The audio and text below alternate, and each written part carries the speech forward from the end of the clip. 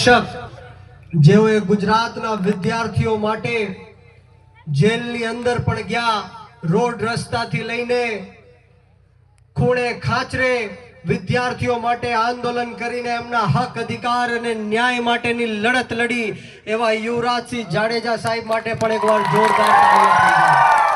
એવા જ પંચમહાલ જિલ્લાના પ્રમુખ પ્રવીણભાઈ અને સાથોસાથ મંચ ઉપર બિરાજમાન તમામ નામી અનામી મહાનુભાવો, મહેમાનશ્રીઓ, સંતશ્રીઓ તમામના ચરણોમાં નતમસ્તક વંદન કરું છું.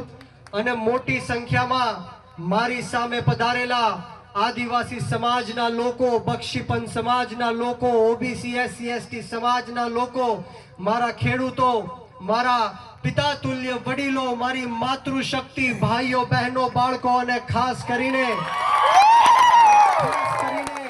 મારા સાવજો.